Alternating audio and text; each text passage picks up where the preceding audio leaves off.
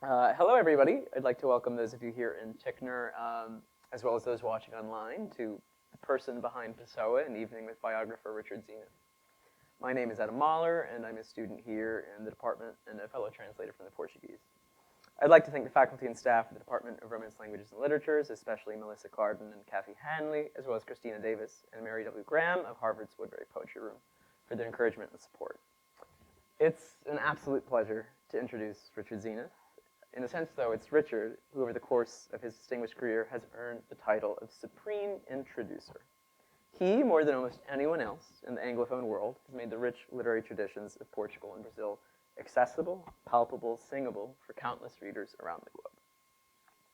In addition to his masterly translations of Fernando Pessoa's poetry and his prose masterpiece, The Book of Disquiet, he has translated the Galician Portuguese Cantigas, out soon in a revised edition with Princeton University Press, as well as the work of Luís Camões, Sofia de Melo Brenner Andresen, and Carlos Drummond de Andrade, to name only a few. For his translations and scholarship, he has received numerous awards, including a Guggenheim Fellowship, the Penn Prize for Poetry and Translation for Fernando Pessoa & Co., which is, sorry about that, also out in an expanded edition of Grove, and also the Portuguese government's Pessoa Prize, which honors the most significant contributions to the nation's cultural life. And he is, I believe, the only foreign-born writer to earn that distinction. Tonight, however, we'll be homing in on one massive achievement in particular. Pessoa, a biography released in the States last summer with Liveright and forthcoming in multiple translations. His book has garnered rave reviews in the US and UK, with adjectives like monumental and sublime being employed so frequently Pessoa's romantic idols, Wordsworth and Shelley, would probably blush. Richard, welcome. Thank you. Well, thank you, Adam. Can we end here after that, right? So just to start, in the UK, your book appears under the title Pessoa, An Experimental Life. This to me seems doubly apt. The biography traces the various experiments Pessoa carries out in his own name, as well as in the names of his alter egos, which he called heteronyms. And Pessoa is also an ambitious experiment in life writing. You've had to distill that multifarious personality and all its personae into a single volume. Can you tell us a little bit about Pessoa's experiments and your experience probing into them? Yes. It occurred to me a few years ago that all these heteronyms of Pessoa that people talk so much about and scholars debate about their origin and if they're really that important and what the point of the heteronyms was. But it occurred to me that each heteronym is kind of like an experiment. And Pessoa was a bit like, kind of a Dr. Jekyll who used himself then to experiment with. In fact, Pessoa quite liked The Strange Case of Dr. Jekyll and Mr. Hyde and began translating some of it into Portuguese when he was young. Well, so with this experimenting, for instance, even before the major heteronyms, these alter egos that, or fictional authors that Pessoa invented, and he also invented biographies for some of the more important of these fictional selves. But even before the main ones, which some of you will know, were Alberto Caeiro, Álvaro de Campos, and Ricardo Reis. When he was, that was in 1914, Pessoa was 26. But before then, when he was still writing mostly in English, because Pessoa spent 9 years of his childhood in Durban and had most of his, in South Africa, and had most of his formal education in English. And so he began as an English poet, writing in English. And one of his early heteronyms then was Alexander Search. And this Alexander Search was supposedly born on the same day as Pessoa, June 13th, 1888. But was an experiment insofar as Pessoa took a part of himself, and that part I would say is this very intellectual, rabidly intellectual self, constantly analyzing everything, and then incarnated in Alexander Search, this rational self. And so Alexander Search and that rational self also is connected to Pessoa's fear of madness, because Pessoa was interested in the relationship between madness and genius. He had one of his grandmothers went mad, and when Pessoa was a little kid, she had to be institutionalized a number of times. And so Pessoa feared that he might inherit that and might go mad himself. But his hope was that in him, that madness in his grandmother would manifest in him as genius. And so these concerns, this intellectual self and this worry on the one hand about madness and this desire for genius, kind of put into this figure, into this Alexander Search, who was very ambitious and who lived at a remove from the rest of humanity. So it was kind of like, let's suppose that I just went with this, and Alexander Search, what would result? And so Alexander Search, it's a bit like a voodoo doll, and so sticks pins in, because Alexander Search ends up being kind of mad, and a lot of his poems are about this fear of madness, which then he says is madness itself. Well, then you have those main heteronyms I mentioned, and they're kind of like experiments too. With Alberto Cairo is kind of like the exact opposite of Alexander Search in a way, because he disdains intellectual pursuits, claims that we need to learn to unlearn, and he supposedly lives in a white house on top of a hill in the country. He's a poet of nature who thinks that you should see things just exactly as they are, with no added philosophy or anything. And then you have Álvaro de Campos, who was born a couple months after Alberto Cairo in 1914, and he was an urbane poet of the city, and who celebrated machines, speed. He was very over the top. He was bisexual. He just wanted to feel everything in every way possible. That was his motto. And then the third of these major heteronyms, Ricardo Reis, was a classicist who supposedly born in Porto in the north of Portugal, and had trained or had studied medicine, but then was a Latin teacher. And he wrote odes in the style of Horace, and had this nostalgia for the age of antiquity, and was sorry that he was born in modern Portugal instead of in ancient times. And so he and Pessoa had very much had a kind of nostalgia or wished he might have lived in ancient times. He felt ill-adapted and thought that he might have been more at home in ancient Greece. So that was an experiment then through Ricardo Reis. And these kept going later on. And there were other heteronyms later on in life who each one embodied some aspect of Pessoa, or some, if not an obvious aspect of Pessoa, some desire, some urges that Pessoa would have liked to experience. And that experimenting even goes beyond the heteronyms. So you have Pessoa experimenting as writing in different languages. So he wrote in English, wrote in Portuguese, and even in French, some in French. There was experimenting he had one romantic relationship with Ophelia Queiroz, and that too seems, Pessoa was already, this was around, began late 1919, so Pessoa at that point was already in his 30s, and that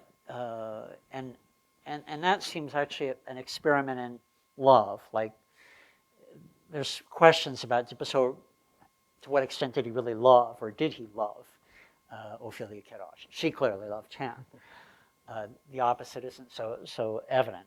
And there, it seems to me, was an experiment too. And when I say, I don't mean it was in bad faith that he was playing and messing with Ophelia. I don't want to say that, but it was him trying this out. Let's see if this will work. So Pessoa was constantly on the move, never settling down, and using himself to try out all kinds of different things. It's funny you bring up Ophelia. That's an experiment in love that takes place not only in the streetcars and hidden alleyways where Pessoa would steal a kiss, but also in a pretty voluminous correspondence. And I think there's a pattern of this in Pessoa's love life. His other great sort of epistolary romance was with his best friend, Carneiro. So sort of how is he using language to explore, to realize himself as a sexual being in a way, with an imaginary sex life? Yes, it's interesting how in those relationships, well, with Mario de Sacarneiro, his best friend, a poet, an excellent poet, who died young, committed suicide at the age of 26, and he was obsessed with Paris. He was a very different person than Fernando Pessoa. He loved theater, and I mean, Pessoa was dramatic, but in his way of writing, his way of being too. But he wasn't so much for social life and you actually going to the theater to see plays. And Sacarneiro was. He loved Paris, all the glitz and the glamour and the cafes in Paris. And so he spent a number of his final years there. So there was this correspondence between them. But they were also together. Sacarneiro would spend months at a time in Paris, then be back in Lisbon. So they met each other in Lisbon as well.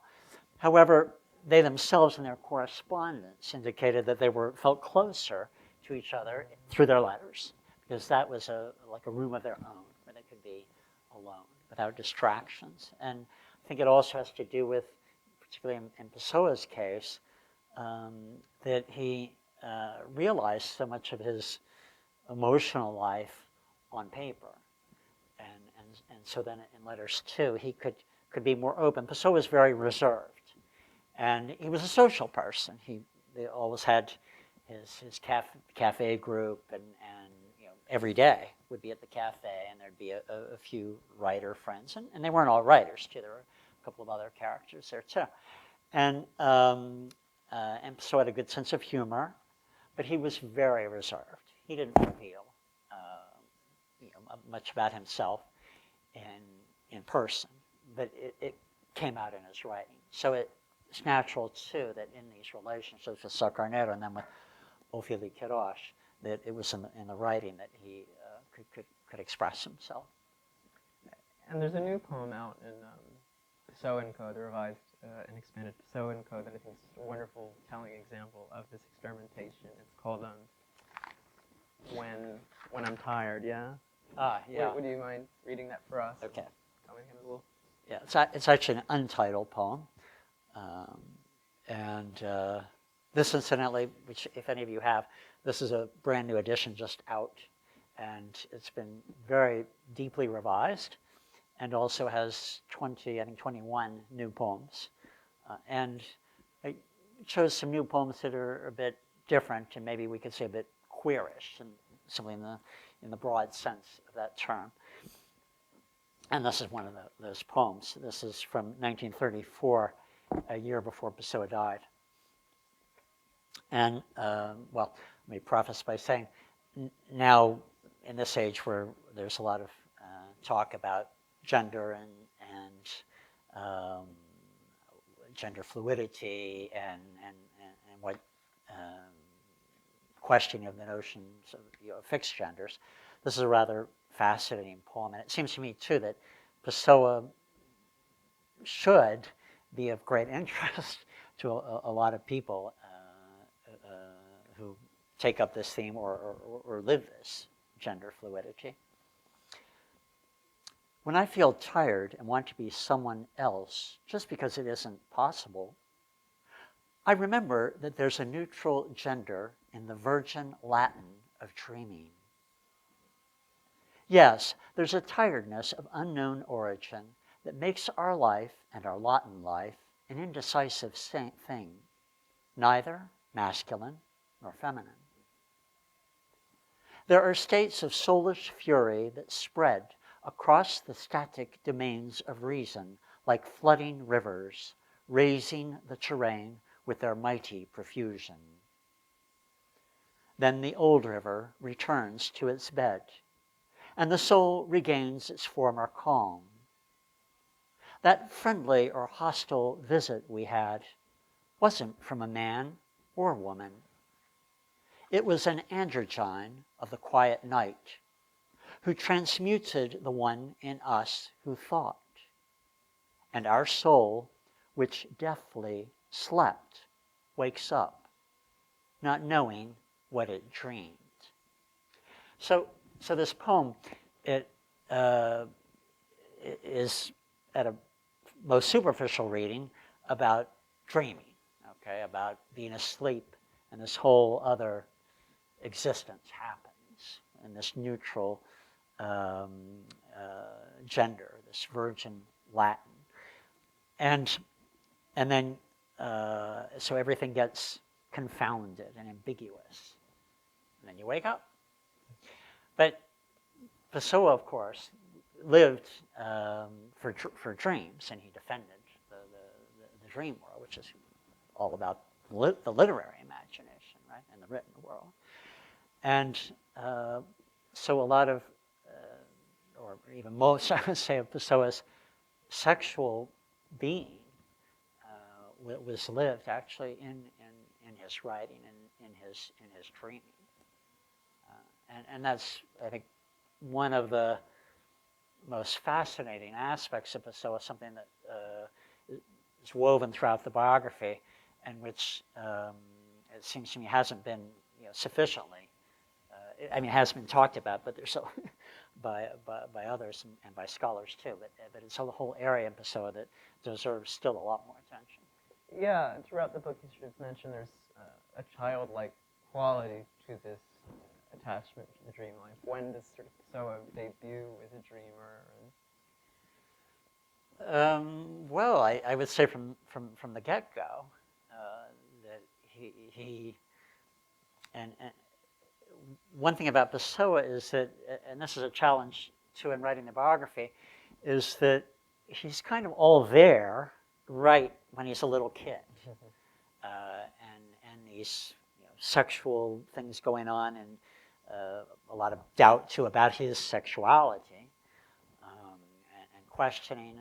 That's there early on. His interest too in politics. He's a patriot from a very young age, but not a typical patriot, because Portugal for him is Portugal, but then it's sort of his Portugal, which is an imaginary place that goes far beyond the geography, although it is also the geographical Portugal.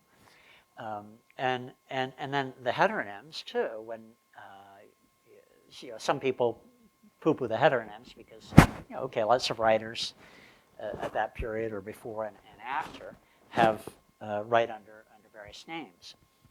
However, with Pessoa, what's unusual that this begins right when he's very young. So when he was even 6 or 7 years old, he had these literary playmates. So with Pessoa, the very act of writing and heteronymy, this creating of these fictional others who are himself, that happens at the same time, and also his interest in newspapers, and that began also when he was very young, and he would invent his own newspapers, these rather elaborate productions, in longhand. He'd have columns, and his newspapers would be filled with real news, fake news, stories, poems, and with a whole team of journalists. He would invent all these journalists. So, and then his spiritual interest too. I haven't really talked about that. he was always, which is interesting because his father was kind of a free thinker. Didn't really, he was nominally baptized, but on his father's side of the family, there was quite a bit of Jewish ancestry. And so a lot of relatives on Pessoa's father's side had not even been baptized. They were declared atheists. And Pessoa's father may have been an atheist. His mother was Roman Catholic. Pessoa was raised as a Roman Catholic. However, she wasn't a especially devoted Catholic. Pessoa was not either. In fact, he became rather anti-Catholic or anti-clerical, but he was fascinated by the idea of other worlds, not necessarily an afterlife, but maybe a parallel life, and various levels of reality. And then as he grows older, esoteric religion and esoteric traditions such as Kabbalah, Rosicrucianism, and others. Pessoa read immensely about this and then actually invented his own initiation rites and his own religions. And this is actually something I discovered in Pessoa's notes while writing the biography about him actually creating these religions. And so all of these interests, as I say, from at an early age are already there. And then they, throughout his life, at different moments, one thing is more to the fore, more on stage, but those other interests are always there. And one plays off the other. And sort of one of the results of this constant inward turn is he's a pretty isolated man, socially speaking, who nonetheless managed to launch sort of one of the most inflammatory literary movements in Portugal, the Geração Perfil. Can you give us a glimpse of his literary milieu and that adventure? Sure. Pessoa, as a young man, him and his best friend, Mário Sá Carneiro, and a couple of others, they would hang out in these cafes and wanted to shake up and basically bring modernism to Portugal, which they did.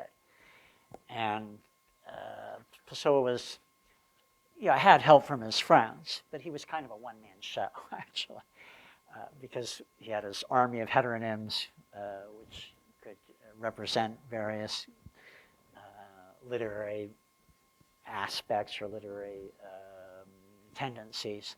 And then he whipped up literary movements, and he gave names for these movements, too. So, one was swampism. That was the first one. And that comes from a poem that Pessoa wrote in 1913 called Swamps. And it was kind of like symbolism on drugs. So this very,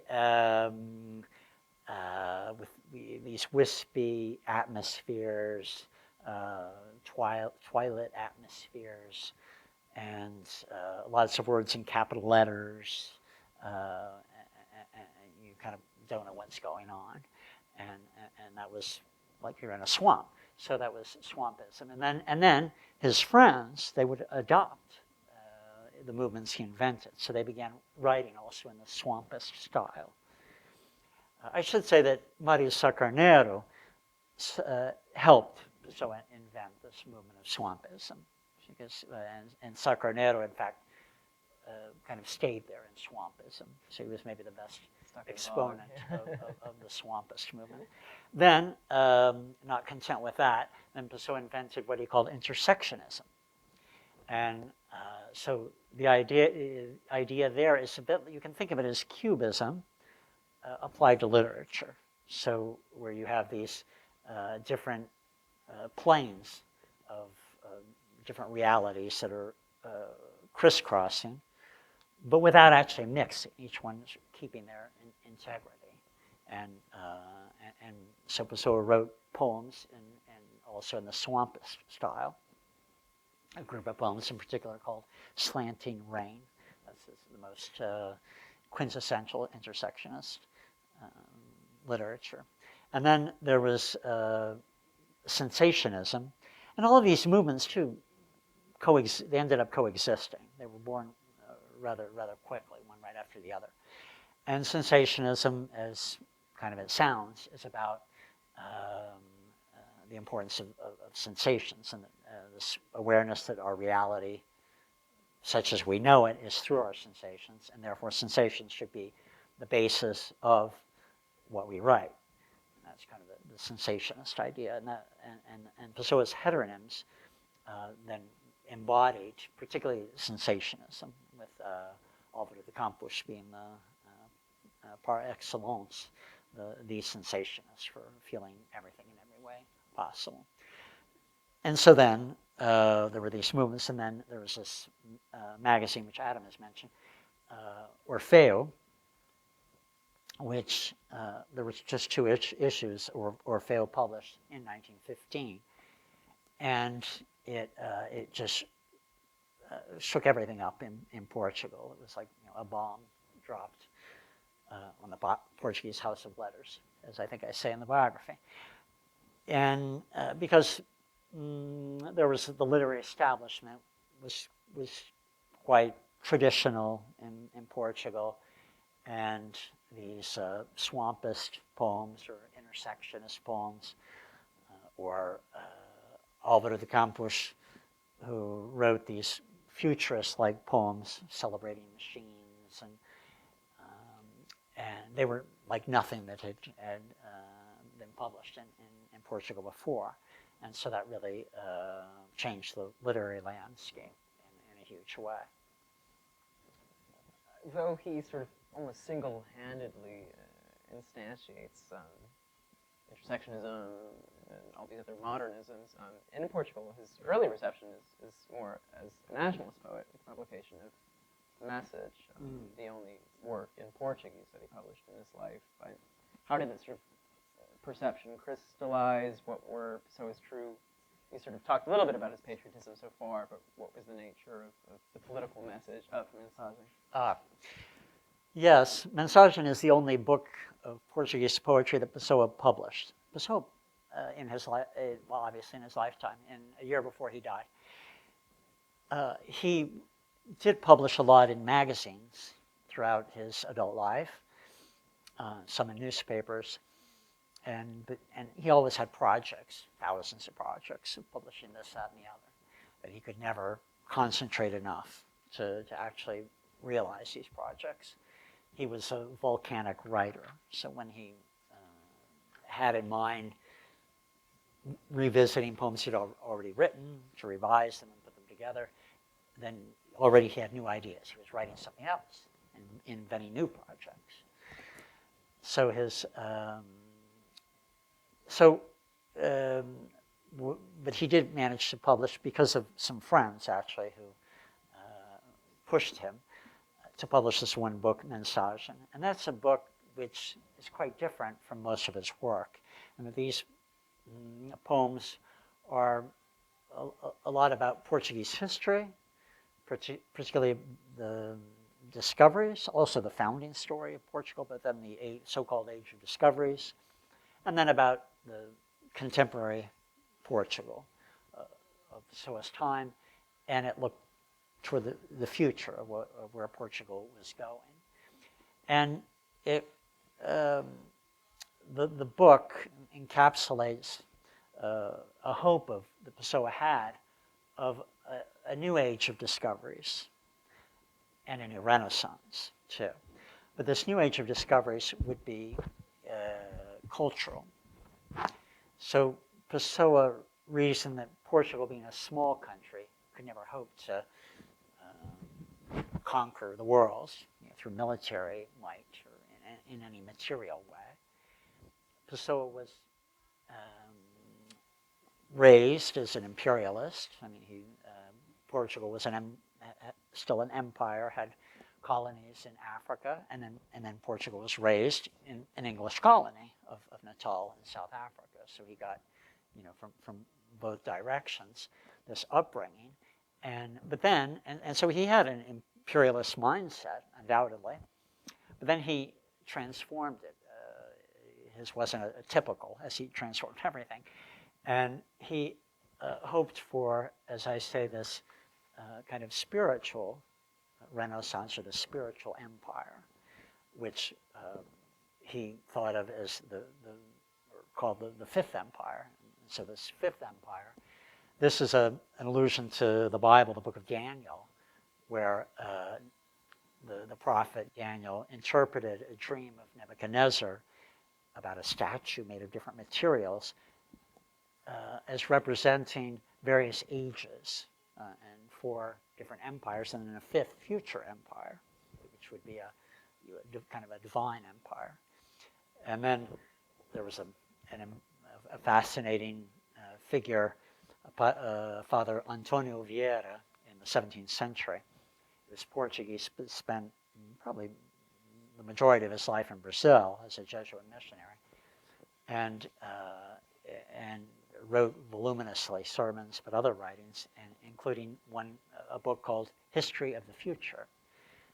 And he interpreted prophecies, not only of the Bible, but of certain Vedic poets.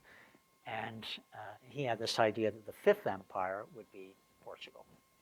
And then Pessoa, and then that whole idea kind of died down, but then Pessoa resurrected it, the whole notion of this Fifth Empire. And so this mensagem is about kind of this hope for this Fifth Empire. However, all of this, yes, it's about Portugal, but it's also larger than that. Portugal itself, for Pessoa, is finally a symbol. And so this Renaissance is about Renaissance also of humanity, or even a Renaissance at the level of an individual self. Maybe, would you want to read Portuguese C or something to give the taste of? Why don't I read, let me see what's in here. I think, okay, I'll read Portuguese C. O salty sea, so much of whose salt is Portugal's tears. All the mothers who had to weep for us to cross you. All the sons who prayed in vain. All the brides-to-be who never married for you to be ours, O sea. Was it worth doing? Everything's worth doing if the soul of the doer isn't small. Whoever would go beyond the cape must go beyond sorrow. God placed danger and the abyss in the sea, but he also made it heaven's mirror. So, on one level, this is a celebration or a fond recollection of Portugal that got beyond the Cape Bojador, I don't know how we say that in English, which was in Africa. The explorers had not been able to get beyond, and then Portuguese navigators did finally get beyond, and then ended up going around southern Africa and then to India, Vasco da Gama. And so admired the discoveries, but he didn't actually have that much use for the Portuguese colonies, and he felt really that they were a millstone around the neck of Portugal, which didn't have really the wherewithal to effectively administer those colonies, and so Pessoa was remembered nostalgically the Portuguese discoveries, but it was that act in itself that for him was important. And so that was it worth doing? Everything's worth doing if the soul of the doer isn't small. So it was that act that Pessoa celebrated. Not so much then what comes after it, the actual empire. Pessoa had much less, if any, interest in. And that's true really for constantly in Pessoa. He never sits still. So he's, even in he wrote or started to write various books explaining his esoteric interests, and one of them called Way of the Serpent.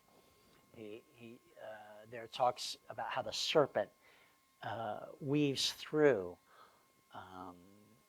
and all kinds of realities, but it never stops at any one. And then he says there too, when he reaches God, or it reaches God, I should say, the serpent, he, she, it.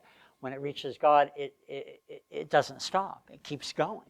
So not even so Pessoa, and then he had a series of poems when a couple of years before Orfeo and the explosion of his heteronyms in 1914, called Além Deus, Beyond God. And so Pessoa, for Pessoa, God is not the ultimate. There's always a beyond.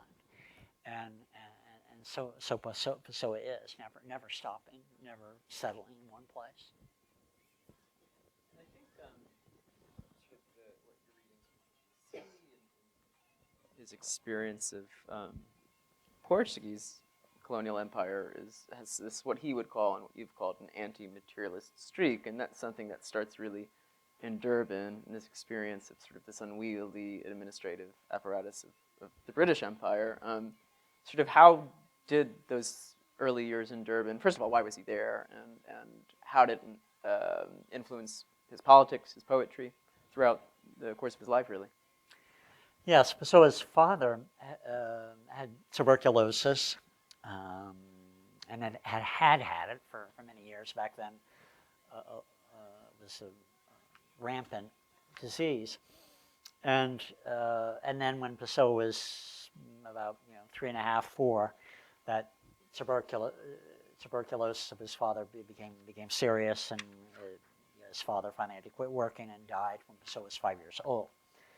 Pessoa had one little brother who died 6 months later when he was almost 1 year old. And then Pessoa's mother, right after the little brother died, met the man who was to become her second husband, João Miguel Rosa, who was a ship's captain. And then he was appointed, while the romance was going on, to be Portugal's consul in Durban, which was the largest city in Natal and the port. And so it was the next port south from what was then called Lourenço Marques, Maputo today, which in Mozambique, which was then the colony of Portuguese East Africa. So Pessoa and his mother, when Pessoa was 7.5 years old, they went to Durban to be with this man who was become Pessoa's stepfather. And that's, as I said, where Pessoa had most of his education. And that was extremely important influence on Pessoa. He had no English when he got there, but he was very quickly the top of his class, including in English. And he had a very traditional English-style education. Milton, Shakespeare were his heroes. English romantics were very important for Pessoa. His professors in high school were mostly graduates of Cambridge, Oxford, universities like that. So he got quite an education there. And he was didn't have too many friends. He was shy, had his nose in books constantly. And there he began writing too. But another education, although sheltered as he was, still he couldn't help but see the life around him in Durban. And Durban was a segregated city.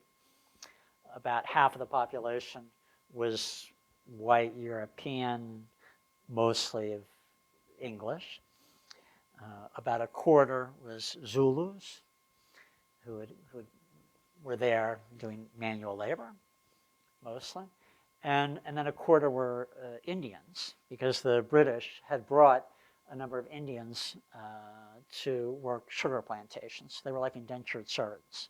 When they finished their contracts, a lot of them ended up settling as small shopkeepers, or also doing menial jobs, or even in the civil service there in Durban. And so it was a segregated society in that everyone kind of knew their place.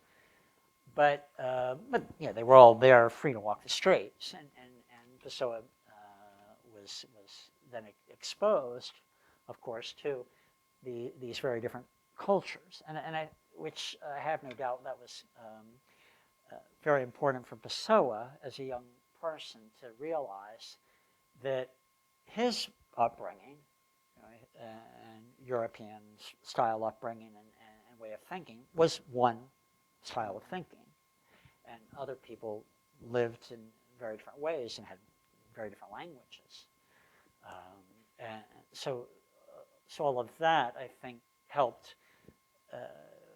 to boost Pessoa's awareness of this,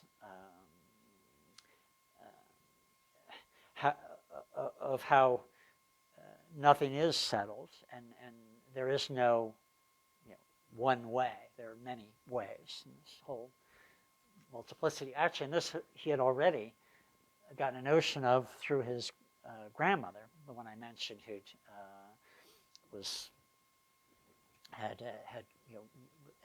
institutionalized a number of times and at home, and her kind of, she was diagnosed as having a rotative dementia. So she'd have these fits where she'd become very violent and aggressive. And then other times she'd be just completely withdrawn. And then other times she'd act normal. And so there too, Pessoa was, wondering, well, so who's the real grandmother? Who is this person?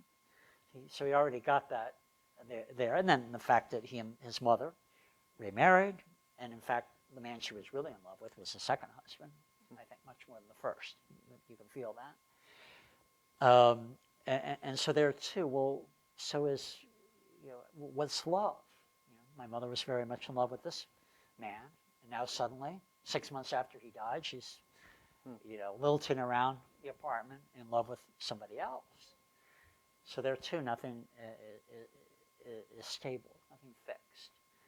And so then, so all of these influences in his young childhood, and then in Durban, helped to foster this sense of the world as an incredibly diverse, multiple reality, and the self also as such a diverse reality. And thinking again about that diverse personal reality, I think there's been a lot of talk about the genesis of the heteronyms on the so-called triumphal day. But then towards the end of Pessoa's life, those voices begin to cool off a little bit, and sort of less poetry produced under names. Can you just kind of trace the life cycle of the heteronyms? What was the real nature of their emergence, and then why towards the end of his life did Pessoa sort of pull back a little bit?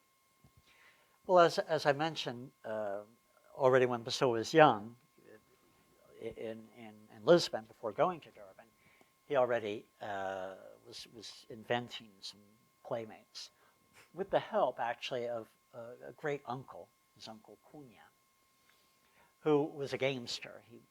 Uncle Cunha and Aunt Maria, they were a couple who were already elderly and had never had children. So they loved Fernando, and they were like a set of second parents.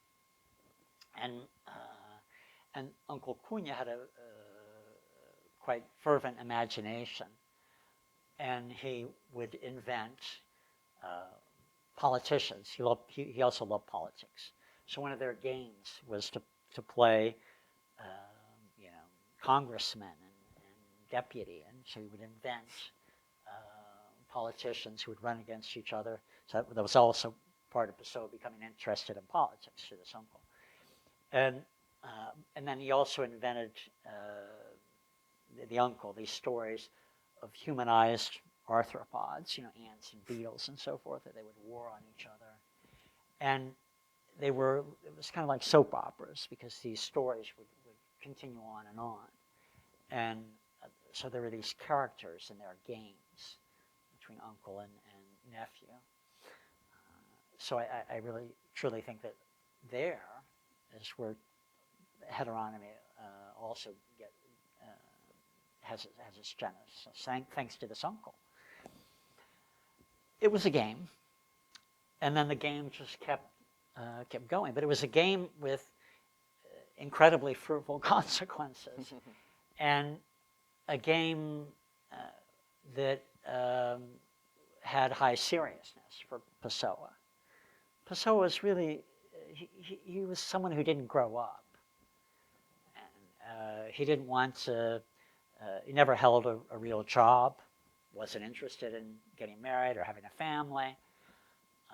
He wanted to be a kid, wanted to live in his imagination. And so the heteronyms were, of course he knew they weren't real, but they had a kind of reality for him, in the same way that little kids, they know that their doll isn't real, but they can still lose sleep if they didn't feed their doll, because they have that capacity still, or to kind of believe in Santa Claus, even though they know really Santa Claus is a bunch of bunk. And so I had that capacity with the heteronyms to actually act and sort of feel as if they had some sort of reality. Well, of course, they were his invention. Then, as you've mentioned, later on, the heteronyms, the system breaks down somewhat. That is, I would say, in 1930, Alberto Caeiro, the poet of nature, Pessoa writes in the name of Caeiro his last poems. Ricardo Reis, who wrote odes that talk about the gods, he often names specific gods. Later on, the poems become much shorter, and the gods are mentioned as a group entity. It doesn't talk about individual gods, Apollo or Ceres or so forth. And then the poems or odes, Ricardo Reis writes odes, they become less frequent. And so there's, they gradually kind of don't completely disappear, but they're not so central to Pessoa's writing life. That said, the whole notion of scatteredness in the self is still there, very much present. So it's a bit as if Pessoa internalized that heteronomy. I would say, too, that the heteronyms, particularly in 1914 with that big bang of Caeiro and Reis and Campos, that was 1 year before Orfeo, that magazine that brought modernism to Portugal. And so then Pessoa had ideas of publishing that heteronyms as if, without letting on that he was behind them, as if they were truly autonomous poets. And so that was all part and parcel of the vanguard movements, and wanting to bring this kind of total literature that was Fernando Pessoa, and to change the whole scene in Portugal. And then later on, that interest, he had, to a certain extent, achieved it, and then he becomes less outgoing and more inward-looking. And I think for that reason too, the heteronyms are no longer so important. However, his unsettledness, his eternal restlessness remains, and he's still, so even in his last year, 1935, the kind of poetry he wrote was very different from what he'd been writing before. He began to write poems, well, on the one hand, while he had initially given the benefit of the doubt to Salazar, who we haven't really talked too much about the politics, but or the political scene in Portugal. But Portugal had been a monarchy. Then in 1910 becomes a republic. It's a revolution, which Pessoa supported. He was an anti-monarchist. But then it was a dysfunctional republic. So a lot of the same problems that were happening in the monarchy continued to happen under the republic, which also explains why in 1926 there was a military dictatorship that came to power. Then Salazar became a powerful prime minister two years later, and eventually the military dictatorship morphed into a civilian dictatorship with Salazar as a dictator, and there was this so-called new state, the Estado Novo in Portugal. So Pessoa, like most Portuguese, or certainly middle-class Portuguese, was happy to see the dictators the military dictatorship come to power, because it was life had been very chaotic in Portugal, and then gave the benefit of the doubt initially to Salazar, who was a very capable finance minister. But the years passed, began to use censorship and so forth, and so in his last year of life became rabidly anti-Salazar, and then wrote poems, a number of poems, some of them very funny, mocking Salazar and mocking the new state. And he complained, yes, it is a new state because I've never seen such a state of things, this kind of thing. And or there's a poem about Salazar. Sal means, in Portuguese, means salt. Azar means bad luck. So you have Salazar. So he would write a poem about this. And the rain washes away the salt, leaving only... Exactly. The rain washes away the salt, and we're just left with Azar, bad luck. So, but then Pessoa also began writing, this in his last year of life, a lot. Well, actually, this was the penultimate year, 1934. Began writing poems in quatrains. This was a traditional Portuguese form, kind of popular poetry. And suddenly Pessoa wrote hundreds of them, and so he's always transforming himself.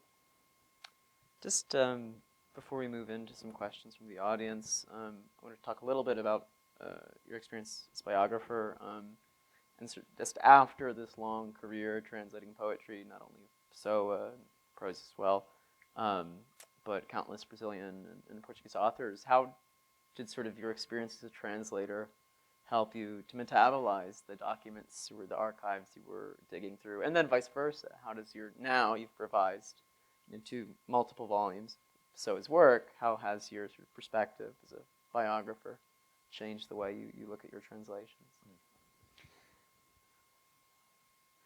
Well, of course, translating, I think, is the deepest form of reading, really.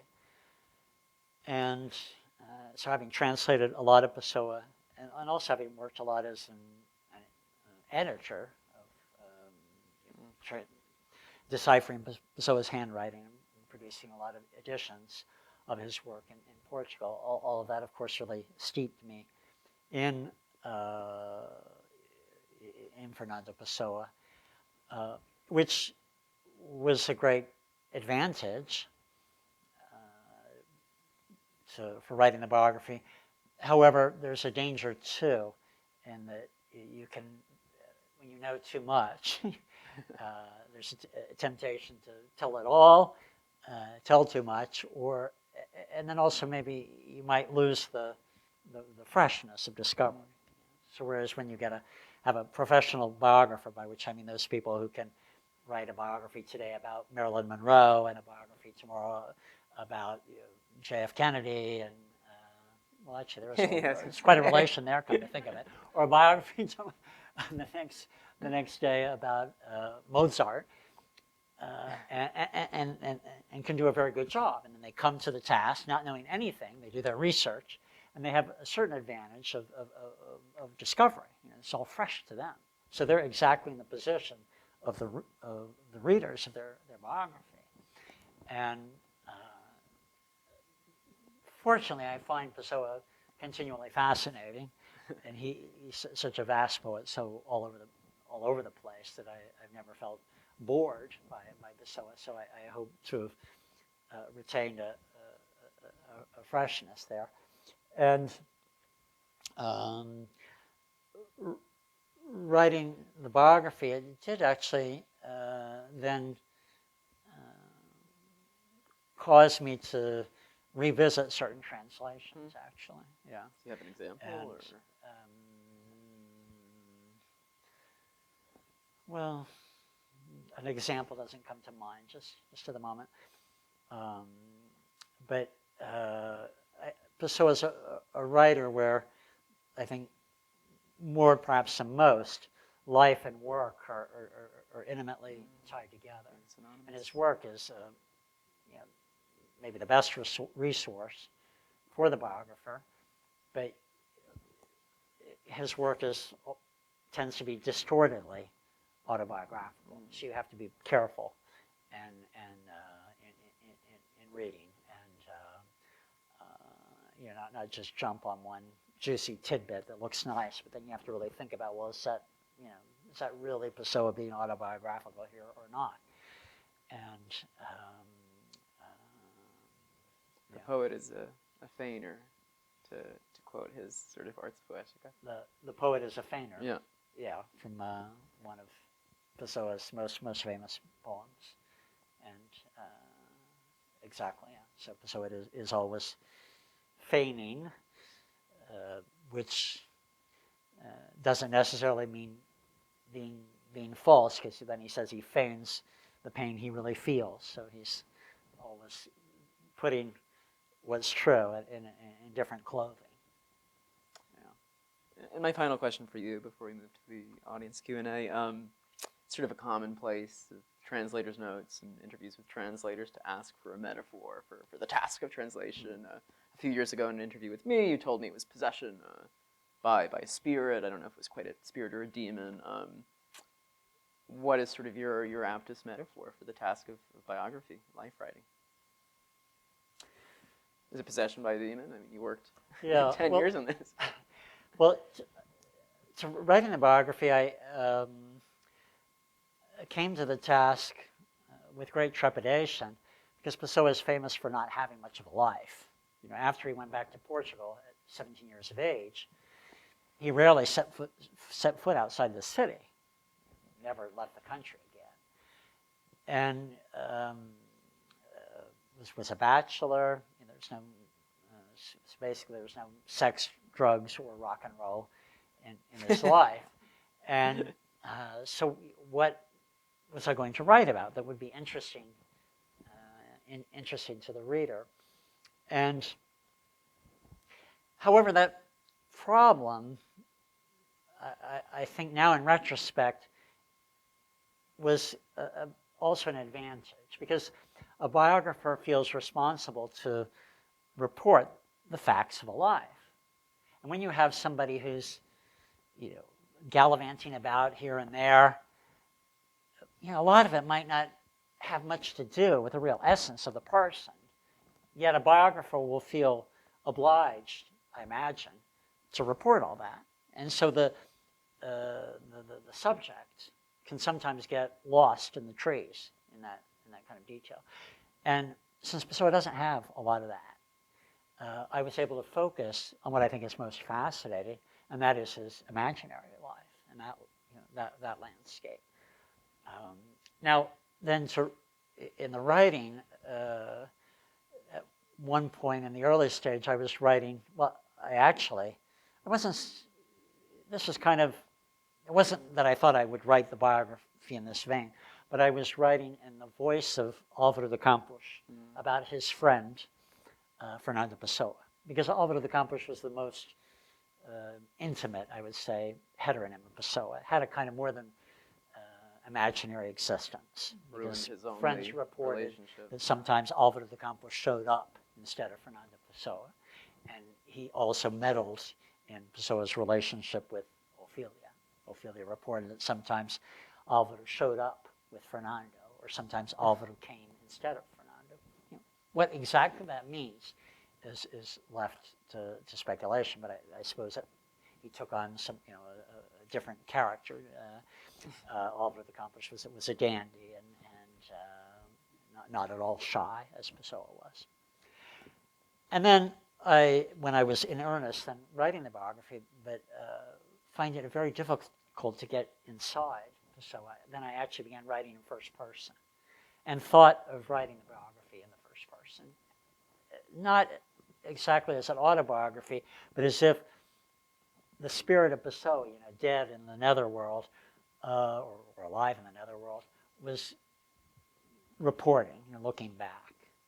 And although I realized that I would have to introduce elements of fiction, to pull that off, it might be interesting, but that's not what I wanted to do. I wanted to write a kind of a straight biography. And so then, what a metaphor for what I did. I think it was about listening, I guess, and so maybe as a kind of therapist, not as in a psychoanalytical sense, and that's not the kind of biography I wrote or wanted to write, psychoanalyzing Pessoa. On the contrary, I strove to write an open-ended biography. Pessoa himself was open-ended in his work, and while, of course, a lot of interpretation is involved, I didn't want to funnel the interpretation or just give one Pessoa. I wanted to put a lot of things out there and let readers come to their own determinations, such as, I don't know, about Pessoa's sexuality, for instance.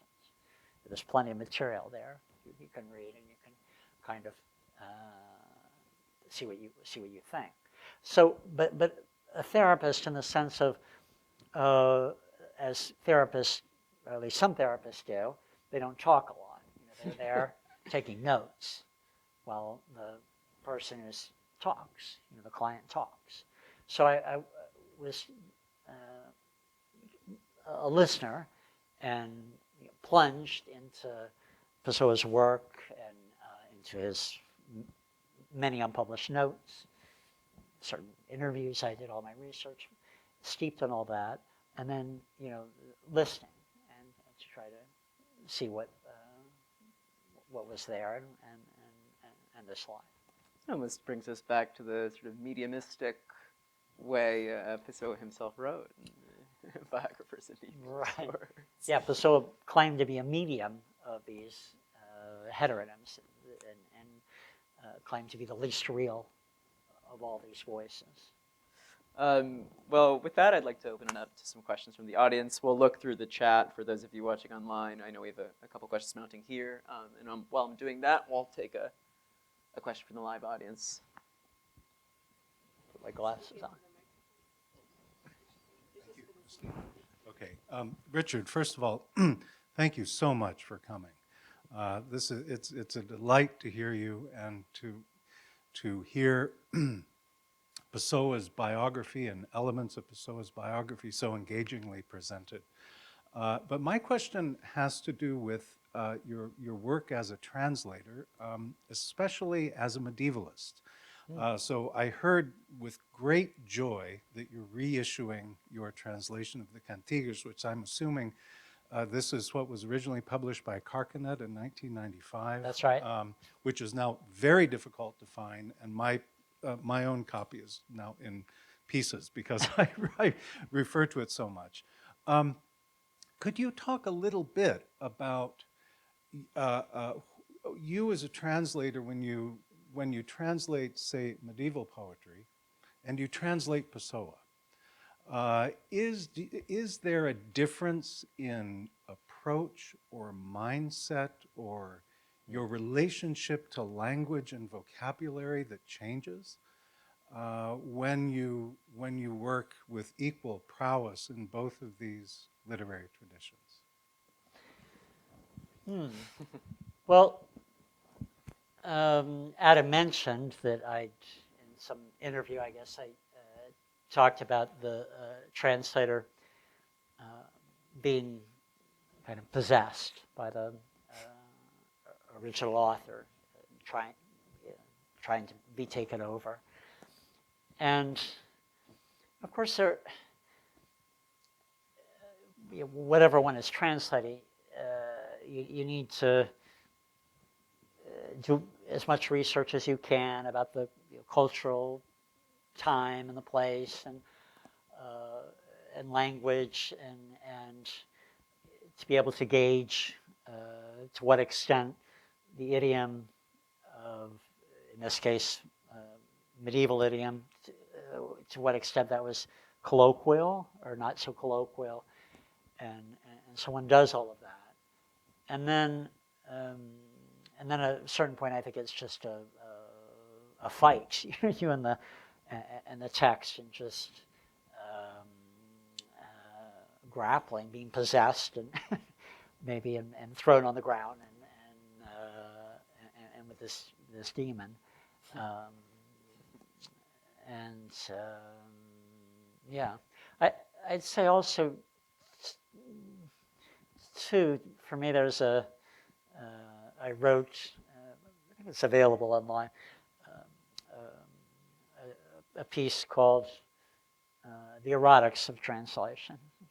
So for me, there's also this erotic element of kind of schmoozing with the text, if you will, and which is part of the joy of translating, and I think part of the to me also the playfulness is important in playing with the language. So, thank you. It's great you're talking about sort of the erotics of translation, because just in from the audience, Chris Jeffries, he's curious about Pessoa's own translations of the queer poet Antonio Boto, and what light, if any, they shed on sort of his own sexuality, experience of sex.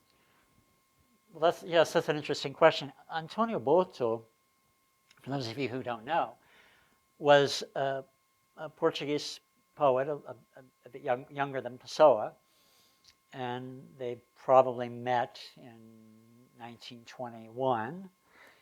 And his stunning originality was that he was a homosexual who completely accepted himself as he was without any qualms. And at that time, and probably anywhere in Europe, that in itself was something quite stupendous and magnificent. And I think that's why Pessoa was so attracted to him and so fascinated by Antonio Boto. Pessoa wrote and various homoerotic poems, and admitted to himself and to us, because he wrote a text about what he called a mild case of sexual inversion. Inversion being that word people used to use for homosexuality, and which he claimed that was in his spirit and never descended to his flesh. No, I don't know if that's true. But it also put him in good company with Shakespeare and right, sort of other. Exactly. And in fact, in that same text, he thought of using that as a preface to an essay on Shakespeare. Okay, when he talks about this mild inversion, which he, but although in Shakespeare's case, he thought that it did descend to the flesh. At any rate, so Pessoa, and in the biography, there's some of these homoerotic poems and other texts that are practically or unknown, basically unknown. So reading, you'll get some of that. But Pessoa almost undoubtedly died a virgin, and it explanations could go on and on about that. Although I'll just say briefly that I think his sexuality, and someone indicated this earlier, he lived through his writing.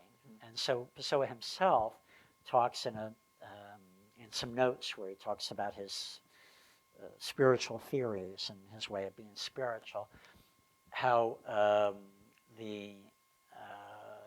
that he managed to achieve the union of homo and heterosexuality inside him, and he talks about self-fecundation, self-fertilization rather, and this. So you can actually see the heteronyms as being the fruit of that self-fertilization. Well, getting back to Boto, Pessoa then wrote.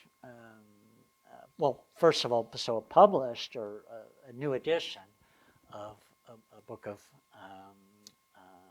Boto's poems called Canções, or Songs, which and then Pessoa had a small publishing operation in 1921-22, and then later translated an expanded version or somewhat different version of that same book, because Boto would then add poems, take out poems as years went by. This book, Canções, or Songs, and then Pessoa translated into English.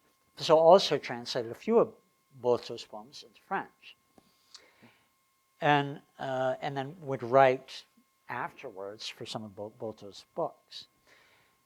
And that Pessoa's translation into English of the one book you can find here, and actually Joe Blackmore, who asked the last question, edited that book, so it's available here in the United States.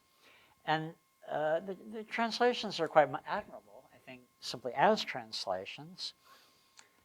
And Boto was not a great poet, in my opinion.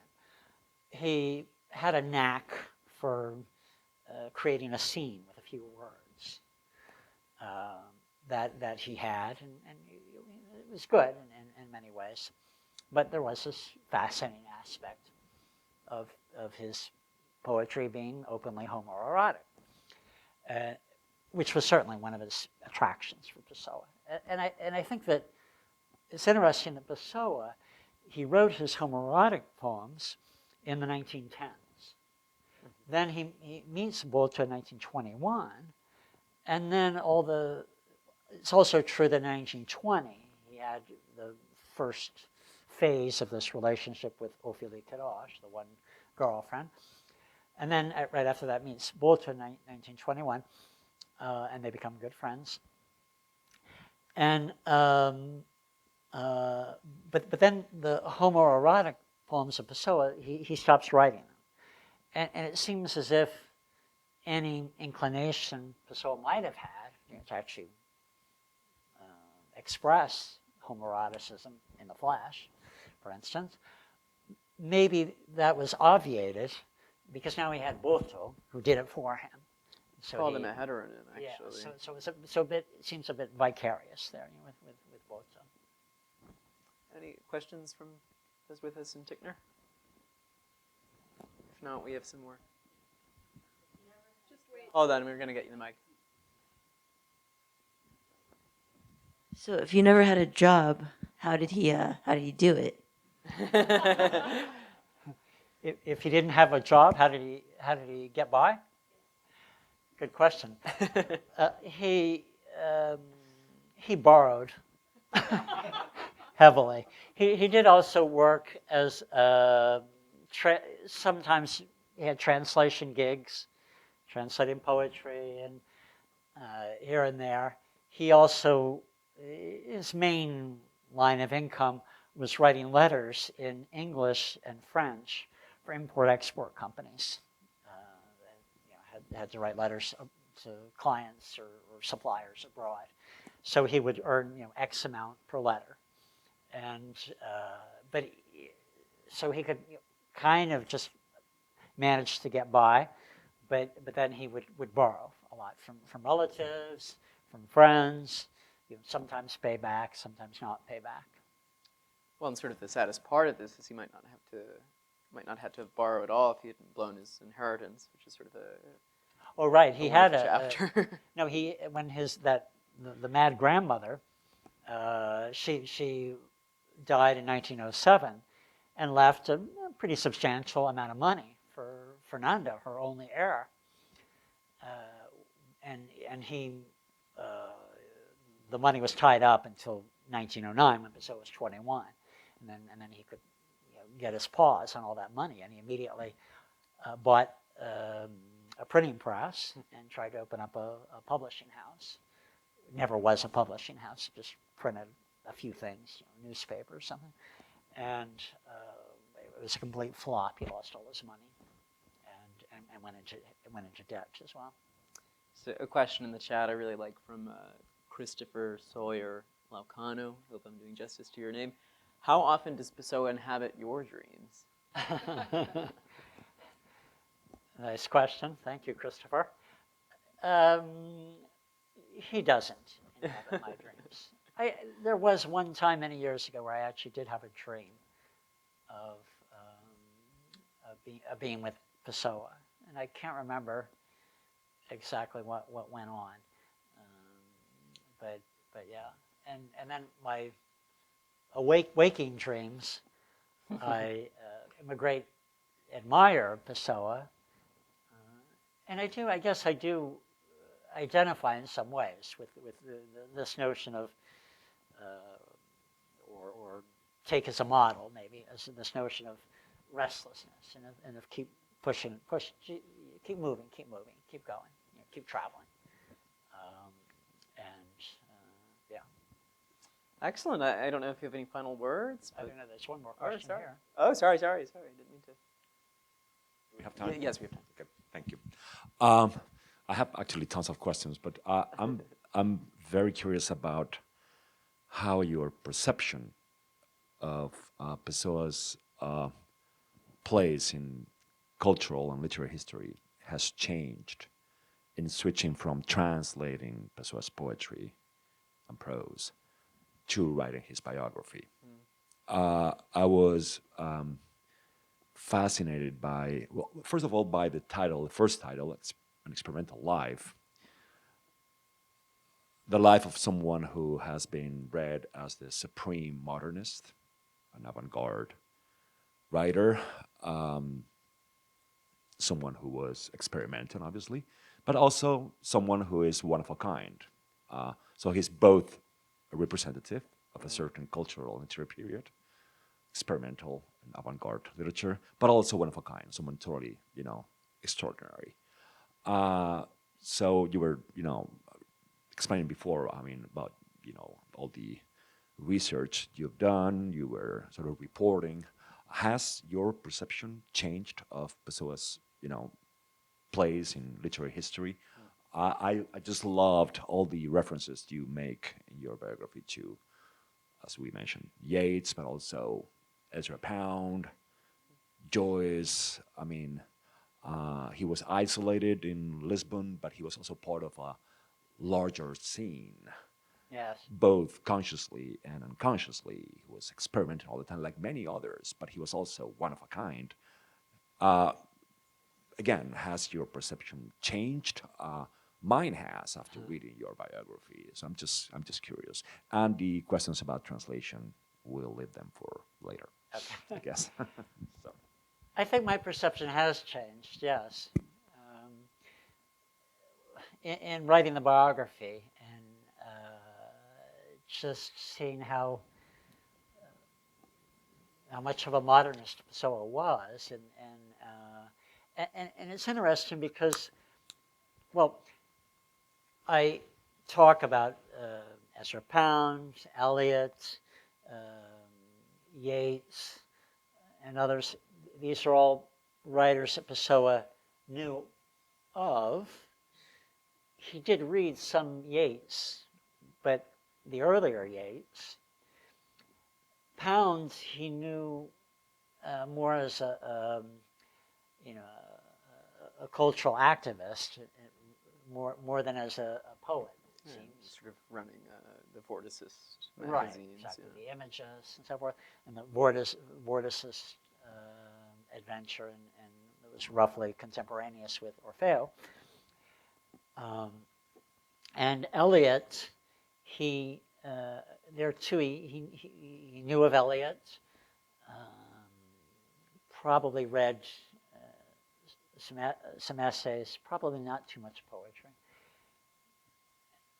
but then what's curious is that even without knowing these people in a profound way, yet Pessoa does many of the same things they're doing. I mean, the Yeatses, you know, when they were doing all that automatic writing, Pessoa started doing automatic writing, you know, with spirits before them. He had, and he never had any idea of what they were up to. And so, so I guess it's something about that whole time period, and here undoubtedly politics plays in too, and then of course the, you know, going back to Nietzsche and the death of God, and having all the values being called into question and often overturned. So all of that was fertile ground for great changes, which happened in, you know, all over Europe, and including in Portugal. And in fact, one review of the biography, I think it was in the New Yorker Review of Books, one of the reviewer's comments that I appreciated was, she said, you could read the biography and get a new look at modernism, you know, from a perspective from peripheral country such as Portugal, and so yeah, so it was, the whole act of writing certainly opened my eyes. I have to say I learned a lot by writing the biography, and if you read it, I hope you will too. Barring any final questions, I think we might wrap it up there. Thanks so much, Richard. Thank you, for Adam. sharing your world. Thank you. Thanks to everyone watching us online. Thanks so much. Thank you.